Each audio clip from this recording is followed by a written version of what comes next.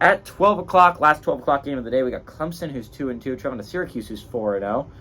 Clemson's favored by 6.5 on ABC. Cade Klubnik has gone 96 of 145, thrown for 976 yards, 9 touchdowns to 2 interceptions.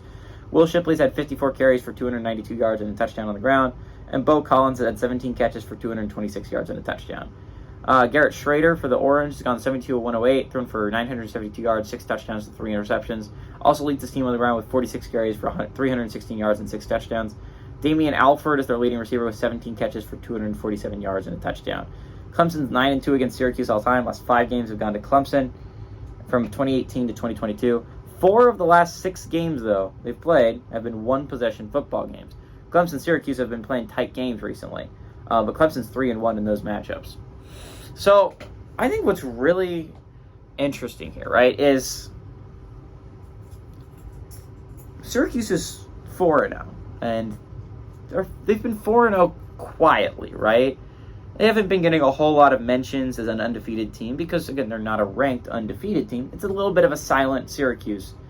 A lot of people are going to be talking about, obviously, Florida State and Duke and UNC and Miami. And, I mean, that's because those are flashy football teams. And those were teams that a lot of people were excited before the beginning of the year. Florida State especially. And Miami, not as much, but they beat A&M. And so, like, that's a big feather in their cap. Duke beat Clemson. That's a big feather in their cap. People were just excited about UNC to start the season. But they have beaten solid football teams. Louisville's getting a little bit of attention, right? Because it's just that their offense is good. Jeff Brom's a good coach. Everyone knows about Jeff Brom. Syracuse is kind of the unsung, silent 4-0 football team in the ACC, right? Not a lot of teams are talking about them. They have some solid wins, but no spectacular ones. They beat Purdue, was arguably their best win. They beat Army last week. It's been a little bit of silence for Syracuse. This is a big prove-it game if you're Syracuse, right? You're playing Clemson. You haven't beaten Clemson in a long time. It's at your home field. Clemson's on a little bit of a skid right now. Clemson has lost, is 2-2. And it's heartbreaking losses if you're Clemson too. You should have had the Duke game. You should have had the Florida State game last week. It's just interesting. Like, both those games were very winnable football games. And both games you probably should have won if you didn't make some bad mistakes, right? There were like 3 different opportunities to put Florida State out of their misery, right? There's the beginning where you're up 14-0, and it looks like you have a chance to just take control of this football game right off the bat. And then you let Florida State get back into it. But then you're up by 7? Might have been up by 10. I don't know. You're up by a decent amount. You're driving. You have at least a chance to put points on the board. And then you fumble it, and they return that for a touchdown, right? That was a point where you could put the game away. It was like, I believe, late 3rd, early 4th quarter, where if you go up by 14, that's tough. That's a tough ask for Florida State to come back. And then it's tied. And you have the ball, chip shot field goal range, with like a minute and a half left. And I understand, it's Florida State. They could easily go down the field and get a field goal before halftime. But that could have been a game winner, right? Like, if your defense plays well, which they didn't play awfully. Again, remember, Florida State didn't get in field goal range to end the game, to win the game, right?